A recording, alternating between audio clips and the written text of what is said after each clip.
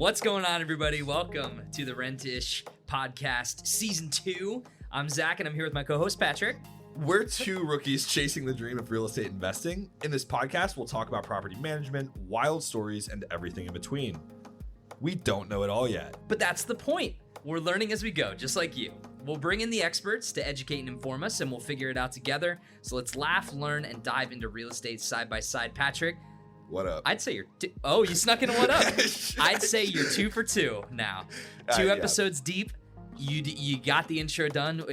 First take. I think we don't need to do it again. Yeah, no, we're good. I think you nailed it. We're maturing and growing, and I'm happy to watch your maturity. It's harder to memorize than what up, I will say. My whole line. I've got lines now. Yeah, well, trusted me with lines. When the producers came to us with this whole thing, they gave you the script, and you were like, "Oh no, I have to say things now. What's my problem?" Patrick, how is your day going? You're working on a little lime seltzer over there. Good, yeah. No, I had my coffee already. But you've already caffeinated up. You're ready to talk about real estate and property management. Okay. Yeah. Because we've got a very special guest. I know. She's sitting right here. She is sitting right here. And we're about to acknowledge her starting now. So we're going to do one of our favorite segments of the first season, and we're going to introduce it for the second season. It's called My First Property. And today, we're going to explore how real estate professionals, even those outside the typical investor mold, took their first leap into property ownership. Today's guest is someone whose day job is all about helping landlords and property managers succeed, but who also knows what it's like to take that first step herself. And we're joined by Mary Ragano, who is a senior marketing leader at Innago, where she spends her days helping landlords and property managers across the country simplify their rental business through powerful, intuitive software. But behind the marketing mindset is a real estate investor who decided to jump in without any experience. In this episode, we're diving into Mary's very first property, what sparked her interest, how she navigated the process, and the lessons that she learned. Mary, welcome to the podcast. Thanks so much, guys. Yay! Happy to be here. Patrick gave a little applause. Yeah. Make it Can you pick this up on the mics? Can you pick up the golf applause? Okay, we'll get the soundboard and do an actual proper. No, welcome to the show. This is for hardcore listeners of the Rent It. Do we have fan names yet? Renties? The Renties? I like that, the like Renties. Swifties? Yeah, Renties. So hardcore Renties may know, the producers like that one too. I got to laugh at them. Hardcore Renties may know from the first season that Mary was on one of our very first episodes a couple times because she was helping us out with the real estate games that we played. Did you bring any games today? I did not. I was not prepped for that. Oh man, okay, that's okay. Next time. The producers listen. They were like, we can't we can't be too They said, fun. We'll bring you back in one condition. No more games. No more games. No, you helped us out last season, learned some real estate terminology, but now you're here to kind of share a little bit about you and your backstory and where you come from and what makes you tick. Yep, I am. Okay, cool. Well, share with us a little bit about who you are. We'd love to know. I'm sure that Patrick and I will have some questions for you along the way, but tell us about your journey into real estate and property management. What brought you here? Sure. So I started investing in properties in, I think it was 2019. So what's that, 6 years ago? Jesus. That's math on the... Yeah. Yeah, it's 6. Sorry, not to be dramatic. That is 6 years ago. That's crazy. Wow, that was a real jump scare for you. 6 years ago, Yeah. I started investing in real estate, and there was no, I had no prior experience, no prior knowledge. Mm-hmm. Just kind of found a building that worked well and that we were interested in, and we got really lucky. We still own it today, and we own more, but we still own the first building that we ever bought, and yeah, it's been a great experience so far. Okay. Well, I mean, you work closely with landlords and property managers in your role at Innago, so I guess where did that passion come from? Like, what made you want to become one yourself? Yeah, for me, I think it's really, there were, I guess, 2 sides. There's the creative, romantic side, and then there's the very financial and functional side. So from the financial functional side, I think I just very quickly learned that relying exclusively on a W-2 as income was probably not going to get me to my goals as quickly as I wanted to, and I wanted just more financial freedom. And so I started looking into all sorts of different avenues for investing. So stock market, and I hated it. I started looking into side jobs. I did all sorts. looked into different things that I could do beyond just like the day jobs that I had, and really just kind of got into real estate through my brother. He was the one who started talking to me a lot about just where the potential was. And I think at first I thought there was this big hurdle that you needed all this money in order to get into it. And he's the one that really showed me that if you play your cards right and do things in a smart way, that you don't always need that much money up front, and that it's a lot more attainable than I think I originally thought. So that was a big part of it. And then the other side of me was, so we bought our first property in Cincinnati in OTR, which is where we actually are currently. And the Rentish Studios over the Rhine. Yeah. Just like, so when I was growing up, this was an area that I never went to as a kid. And when I graduated from college and came down here and again visited my brother as he was living down here, I was just blown away by everything that they were doing and how they were keeping the history of all the buildings and the facades, but they were just really like finishing them up and making them nicer. And, you know, everybody was moving down here and there were so many businesses that were, and I just like wanted to be part of it. Right. So I think it was really that combination that gave me the confidence to like jump in with both feet. So. And question for you, so when you bought the rental property, were you living in Cincinnati at the time, or were you... I was not. Okay. So yes. How did that work? Like doing a first time rental investment in a place you weren't living? Man, I got really lucky because the first one really did go quite smoothly. I say that having now gone through ones that did not go smoothly. So I can say with confidence that it went very smoothly. And yeah, I don't know. I didn't invest alone. So I invested with my siblings. Again, my brother who originally had introduced me to the idea of real estate investing, and then my other brother. So the three of us went in on it together. And so they both lived in Cincinnati. So that helped. I was living in Chicago at the time. And so I think having some boots on the ground and some people that I trusted that were going to be there and like driving by the property every week or every day, checking in on it, made it so it felt way more feasible. Because otherwise I just don't know how I would have done it. Right. And another question, because something that's surprised me about some of the people that we've talked to who bought their first rental property is many of them were still renting themselves. Were you also in that situation where you were renting the property you were living in, but bought a property? Okay. Yeah, and that's interesting. Yes, I was renting, and then we bought this property. So we bought this property, and so again, it was the three of us, and my one brother actually moved into the property, and that allowed us to get better loan terms, which I'm sure lots of people have talked about that have been on here. I'm such a proponent of house hacking. The only thing I wish I had done differently is done it earlier. Okay. There's just so much more opportunity. And so, so that made it really feasible. But no, the rest of us my other brother and I were both renting at the time that we bought our first property. So it wasn't until a couple of years later that I actually bought my first place in Chicago. So gotcha. Yeah. Well, now we've had two guests on the show that have done that same thing, the renting in a property, buying an investment property. So that's more proof for you, buddy. No, you can do it yourself. Yeah, exactly. I've been hearing, because you think like, okay, before you buy a rental property, you have to own the property you live in, which doesn't seem like has to be the case. Oftentimes it isn't. That seemed conventional wisdom to us, though. Like, for me, at least growing up, it was like, oh, your first property should be one that you buy, that you live in. But now it's like that's so not the case that, you know. Yeah, and I think, you know, if I were, you definitely don't have to. If I were to do it a different way and to buy my first property, I would still do the house hacking, because I just think that there's so much opportunity with that. You can have somebody else that effectively covers your mortgage for you. And so as long as you can cover the down payment, there's just very little risk in doing it that way. And just as a refresher with the house hacking term, I know we covered it last season, but for newer listeners and, you know, those of us that may have forgotten exactly what that means. It's been a long summer break. No, definitely not you. Not me. No, I think I remember what it means. Can I guess? Sure. Okay.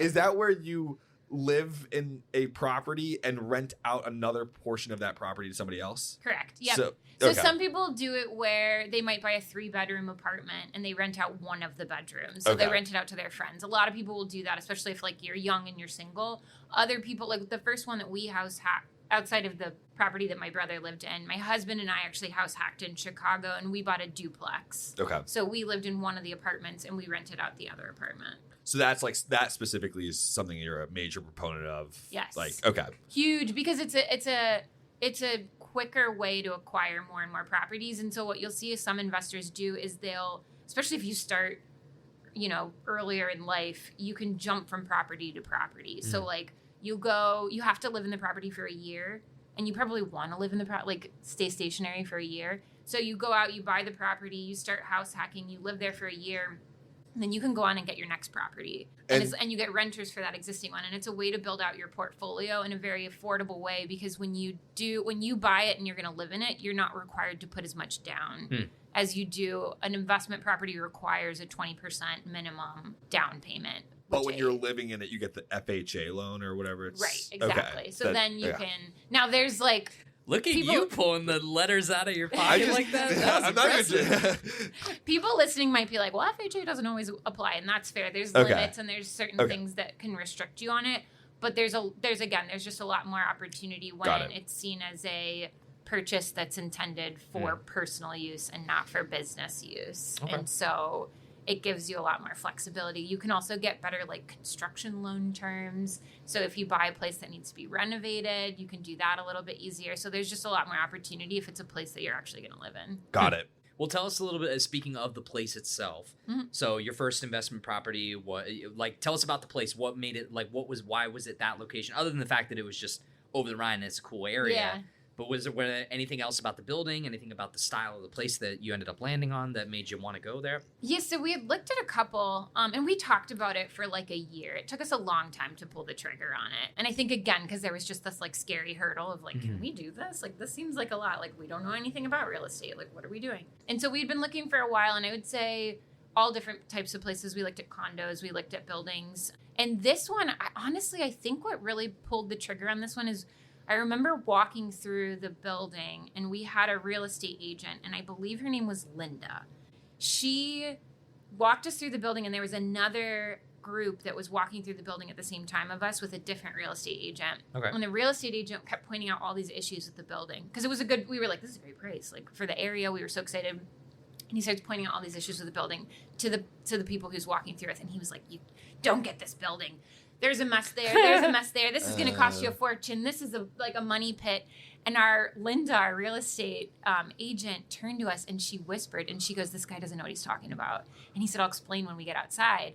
And so we got outside, and she was like, all those things that he pointed out are valid. Like, they need to be fixed. But she's like, they're not going to cost the type of money that he's talking about. This is a great investment. There's so much potential here.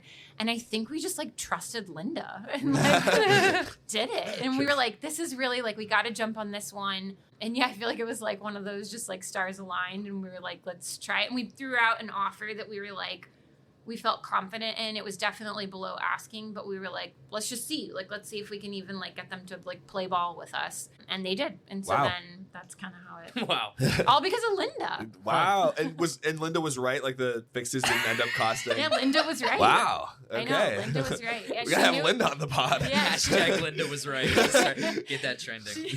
She knew what she was talking about, so it ended up working. We also did... After all of that, I shouldn't just say we were like, we trusted Linda, and then we just did it. We knew some contractors. We had them walk through the building with us. And so we started to firm up quotes. We built out like a pro form. We did all the right stuff. Yeah. But she's really what made us like, maybe we should look at this one. Like, maybe we should get a little bit more serious about it. This question might sound negative. Yeah. Going through the entire process of looking for an investment property, getting excited about it, finding this, giving an offer that you think is a good offer that you believe in, but it was lower than the asking price, and getting accepted. Does that feel like a rare Pokemon now than compared to when it did when you originally bought the property?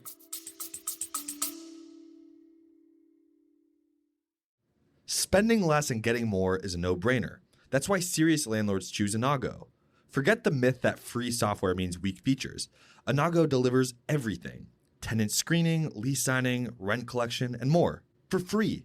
No fees, no contracts, just a full-featured, reliable platform trusted by thousands of landlords.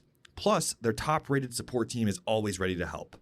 Ready to streamline your property management and save money?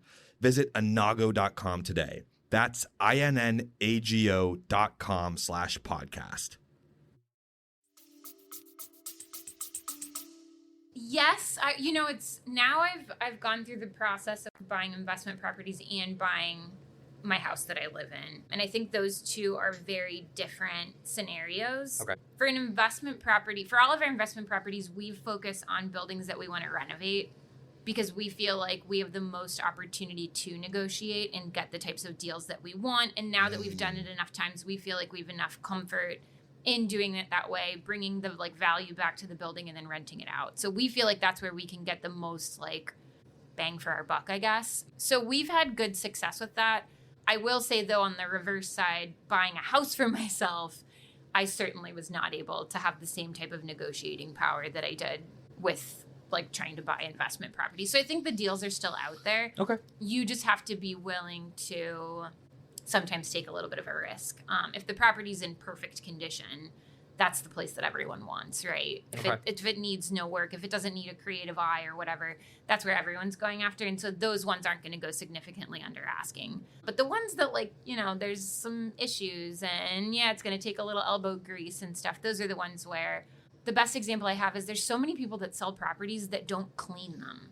So then you have buyers walking through and they're like, this place is dirty. There's so many issues with it. And really there aren't. It's just some people have trouble seeing past that. Gotcha. And so we always find a lot of opportunity with that. If the person looks like they've kind of just let it, you know, run amok, sometimes it's really not in that bad a condition. It just needs a good coat of paint, cleaning, and you can get a pretty good deal on those ones too. Okay. So. Okay.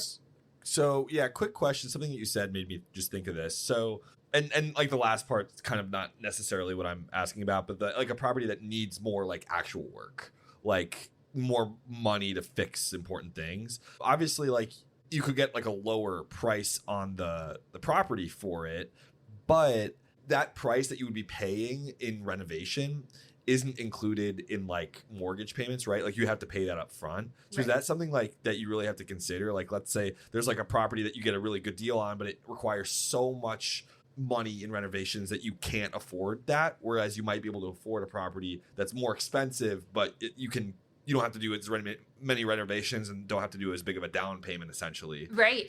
Absolutely. I mean, all those things have to be factored in, and you can get construction loans. And the nice thing about when you do an FHA is you can get what's called a 203K loan, which allows you to roll your construction loan into your home mortgage loan. And the reason that that's beneficial is because construction loans carry much higher interest rates than like a traditional home loan. Gotcha. So there's opportunities to like get creative again with your financing. But yes, you're exactly right. There could be times where you'd rather buy the smaller condo unit that's in good condition, or the smaller building that's again in good condition and doesn't need as much because you don't have as much cash up front, but you can cover the mortgage payments. Or there might be times when you're like, you know, we've got a little bit of cash, we can put it in, we can make the renovations, and we can make this worth a lot more money than it's worth, or get higher rent payments, and we're going to go that route. It just it does depend on your situation. And I've had partners for most of the buildings that we've bought, and so that helps a lot because you're spreading the risk out among more than just one person. Sure. Cool. Well, speaking of construction, you had your search, you talked to Linda rocks, you got the place. What challenges did you face that maybe you didn't really expect to face? Because you said that it went very smooth and you're lucky for it going very smooth, but certainly there must have been some things that were roadblocks along the way, and you know, any hurdles that came up along the process. Yeah, on the first one, again, like I said, I mean, man, we got lucky because it really was relatively smooth. I think the biggest hurdle that we faced was that because of the area that we bought in, there were certain historical requirements, so they weren't necessarily like you didn't need it for the structure of the building or for any other purpose other than that it was just a requirement due to like the historical nature of the building. Right. So we had to make some changes to certain things. And one of the things that we had to do was we had to get special windows, and our contractors ordered those late. And right now, as I'm saying it, I'm like, it was a really minor issue, but at the time it felt really big. Because again, like this was my first investment, and you know, it wasn't like, you know, we had money tied up in it, and you're like, oh my God, like the contractors made a massive mistake. They forgot to order the windows on time. And honestly, ultimately, it put us back like 2 months. It really wasn't the end of the world. But we had to wait until those came in because we couldn't start renting it out until we got the new windows in and we could install them. Right. And so honestly, that was really the biggest, with our first building, that was really the biggest hiccup that we faced right out of the gate. Now, we had issues with tenants later on. We've had issues with other buildings down the road. You occasionally get a unicorn like that where things go smoothly, and we just got lucky that it was our first building. But I've certainly had issues since. It has not always gone that smoothly. Was it smooth with the closing process then? Like before that too, like nothing you wish you would have negotiated for or anything? No, again, we got really lucky. So the people that owned the building were out of state investors, and they had just made a lot of like really, like, for lack of a better way of saying it, kind of dumb mistakes. They had just like, they were out of town. They weren't doing a good job of keeping up with the contractors. So the contractors were kind of taking shortcuts. And then again, some of that stuff that I was just describing, like, not expensive things, but just historical requirements. They were totally oblivious to, so they hadn't done it. Right. So there were just a lot of like just dumb things that they were doing. And so they were really eager to get it off their hands. And so that gave us a lot of negotiating power. And so we just came back and, you know, when we did the inspection, we came back and knocked off for certain things. And again, even out of the gate, we came in. I think we went back and forth. Maybe they came back with a different price, and then we came back and we met somewhere in the middle. And that's where we ultimately netted out. But no, honestly, that one was, it really went quite, like I said, quite smoothly. That's cool. I mean, that gives certain hope for people listening, people like cannot us. guarantee that it will always go that way. Oh, no, for sure. I was gonna say, like, I know this episode is more about your first property, but like, what's like one of the bigger like issues that you had with a property that you bought afterwards? We bought a property that was, again, another renovation. It was probably a bigger renovation than the first one that we had bought. And our contractor went AWOL halfway through the project with our money. And it was like a chunk of money. And so that was a huge issue. So, holy cow. Yeah. Wow. That was very scary and very like, are we ever, like, what we had moments in that one where we asked ourselves, like, should we just cut our losses and sell this? Like, this is like, and just try to make back any portion of what we've put into it. And we found a new contractor. We had hurdles even with that contractor, and we ultimately did get it rented, but we bought the property with the expectation of it taking, I think 4 months is what we had like earmarked in terms of renovations, and it took 2 years. Oh, wow. Okay. So, and again, like, we lost a lot of money with that first contractor and never got it back. Wow. So what's so not like, to scare. I mean, I think this is about like first time buying, and like you can do it, and you can. But it's Everyone that's talked about first time buying has run into like some kind of hurt. So Right. these are things that people need to be aware Right. of. For yeah, sure. that's It kind of certainly because that could have, you got, like you said, you got lucky We with the got first so time, lucky but on it the could have first been one. worse. So Yeah. I guess, like, what's something that you learned from that experience that if another first time buyer ran into that on their first time, like, that you would tell them as advice or like something you learned? Yeah, well, there's a couple things. So one is, I think in terms of things we did well, again, I never bought by myself. So we spread the costs out among a couple of us. And that really helped because while you were investing money in it, sure, it was a chunk of money. It wasn't nothing. It wasn't like I put my savings into this and it was Sure. this like very risky thing. It spread it a little bit. Yeah. Which I think, especially when you're newer to it and you haven't built up the experience to know what you're doing. It's a safer way to do it when you're not going to get as much return because you're splitting with people, but at least you give yourself a bit of a safety net. Right. So I would do, for anyone who's interested, if you can find people that you trust and that you want to work with, it's a great way to like jump in. I can see Patrick looking over at you. You and me. We talked about it before. I heard they're looking for a new buyer at Carew Tower. You want to go 50-50 on that bad boy? Turn it into a recording studio? I'm going to reopen I the can see the observation wheels deck. turning over there. Yeah. Like, oh, that's all I have to do. Find someone who'll do it. Yeah. It'll be crazy then. So I think that was one big learning. And again, something that we actually did do well. The thing that we didn't do well, and I'm almost like embarrassed to say it because saying it out loud, you're like, yeah, no, duh. Like, be smart. But we actually didn't have a contract with our contractor. And that's one thing that I learned is so often, again, you don't know anything when you're going into it. And these contractors come to you and they know everything, right? Like, they've done this a million times. And Sure. so you kind of just follow their lead. And so he kind of, like, we met him. He seemed fine. I mean, he wasn't my favorite person in the world, but he was fine. Like, he was a contractor. He was knowledgeable. He was available, which was a huge piece of it. So we just sort of followed his lead on things. And there's things that going back, we should have done better. And that was one thing. Like, get a contract that says projects will be done by this, or like, payments will be allocated in such a way. Because what happened is when he ran away with the money, we had no legal recourse. We went and got a lawyer because we were like, how do we got to get our money back. And there was no contract. So the guy had kind of pulled one over us. So there was basically like no proof that you had hired him, essentially? Well, no, there's proof that we had hired him, but technically he could just say, I'm still working on it. But it had been months since he had been at the Okay. property. So there was no way to man. enforce it because we had not put anything That's crazy. in contract and in writing. So it was truly like this unenforceable issue. And so if I were to go back, I would just be a lot more strict with things like that. And I think, again, you just kind of are like, okay, like, just tell me what to do. Like, tell me where to sign. And I had heard before, like, don't pay the contractors until they do the work.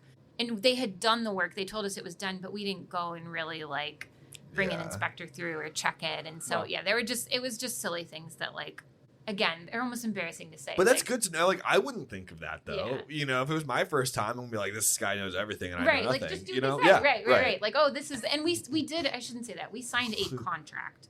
There were it was a very, like, flimsy contract. There were no dates assigned to it. There was no recourse. Like, what happens if you're unhappy with the like, there's so many more, and you can look up online. There's free contracts out there, or you can pay for legal resources to put something together for you. And we should have done that. But so we had a contract. It just was not dud enough of a to. contract. Yeah, I see. Okay. Huh. Well, that is a good word of warning, I think, to a lot of people. And get a contract. Get a contract. Get a contract. Get it in writing. And if you can't, legal, like hiring a lawyer might be like out of the Sure. budget for a lot of people. But there's a lot of good online resources There are too. tons You'd of recommend? resources, and AI is super helpful. Okay. Shout out to AI. Little did you know, Patrick and I are AI this whole time. You've just been listening to two robots talk on this podcast for 2 seasons. All right. I'm sure we'll have you back at some point, Mary, to talk about like the further on in your career and what you've done with other properties and other challenges, hurdles, stories, and stuff like that. Patrick, did you have any last minute questions that you wanted to ask Mary about? I feel like I'm learning. You know what I mean? Like, I know that's the point of the podcast, but like, I feel like you have people on, we talk about stuff, and it's just kind of like, oh yeah, you know, whatever. Like, we're just doing it. But then now in the second season, it's like, oh, like I remember things. Yeah. And the more that Mary tells me about her experience, it's like I learn new things, but I already like have enough knowledge to where like it's kind of like all coming together, and I feel I don't know, it feels good. I mean, you pulled that acronym right Dude, out of the FHA you were so confident too. It was beautiful. It was awesome. And I will say, like, that's how it is even buying your properties. Like, now that I own multiple, I can look back and be like, that was so stupid. You only know what you don't know once you get past it. You know, like once you're in the future, you can look back and be like, man, I knew nothing. I guess that's the thing is like nobody really knows what they're doing. You kind of just jump in and you figure it out as you go, and you get smarter with each one and with each year that passes and with each experience. And there's nothing, if you're sitting around waiting for like, well, I just got to get this much knowledge, or I got to read these books, or I got to do this, like you will never feel prepared. There was nothing that will ever prepare you. You just got to do it. And then you learn. I don't think we can say anything more profound than that. So I think we're going to go ahead and just end it right here. See you guys. We're going to just end the show. Thank you guys for listening to another episode of the Rentish Podcast. Thank you, Mary Ragano, for joining us on this episode. It's been fun to talk with you. We did this for a few of our other interviewees, and I think we're going to keep this tradition alive. What? Just as a fun conversation. Oh. What's your favorite movie of all time? Patrick and I are movie guys, and so we talk about movies and go back and forth stuff on the podcast. One of your favorite movies of all time. You don't have to say the best of the best, but curious you guys, what's... This is like so embarrassing because I don't even know. And you guys are movie guys, and it's going to be some really embarrassing. There's nothing embarrassing. Nothing You know what's more embarrassing is pretending like you like a movie that you actually don't like just to impress. Yeah, I love that movie. It's so good. Could be a Pixar movie. Could be could be Finding Nemo. It could be like Finding Nemo's awesome. No, I know. I'm just saying like you're like leading her. You got beef against Finding Nemo. No, Finding Nemo's a great movie. I'm just saying it seems like you're leading. No, you know, I was just like you better pick Finding Nemo. No, it could be one of those. It could be like an old fun action movie, Christmas movie. I'm like it's anything, not just like options. The best of the best. You know. I would say the movies that give me the most nostalgia are obviously the Harry Potter series because I feel like you hear that music and you're like, okay, it's Christmas time. Yep. I was really obsessed for a long time with the movie He's Just Not That Into You, which is like a romantic comedy. I have not seen it. Oh my god! I've not seen it either. You're not missing anything. It's really not worth it. But I was really, that's like the last time I remember being like obsessed with a movie and watching it multiple times. Other than that, man. He's just not that into you. He's just not. I'll ask my girlfriend about it, and then we'll probably watch it. You can, watch so it. Maybe I shouldn't ask her. That's the way to do it. Is watch it. Yeah, watch it with your girlfriend. But yeah, probably that. And then now I just live the life of Disney movies and Pixar movies and Paw Patrol. So. All right. Cool. Well, Stay tuned for the next episode of the Rentish podcast where Patrick talks about she's not that into you. But yeah, thank you guys for listening to another episode of the show. As a reminder, follow us at the Rentish Pod on socials. You can go to questions@therentishpod.com if you have a question, a comment, a topic suggestion, or just a fun interviewee thing that you want to hear us ask our next guest about. You can email those questions there. Don't forget, if you're listening on Spotify or Apple Podcasts, to give us a review. Take that star and just drag it as far as it'll go to the right-hand side of your screen. Leave us a comment. We'd appreciate you very, very much for listening. Until next time, I've been Zach. That's been Patrick. That's been Mary. And we'll see you guys next time. What if you had a network of mentors and peers to guide you through your toughest challenges? Cohorts is a private network of experienced investors who share lessons, insights, and support at every stage of growth. Whether you're managing 10 million or 1 billion in assets, Cohorts helps you build smarter and avoid costly mistakes. Learn more and join the community at joincohorts.com/podcast.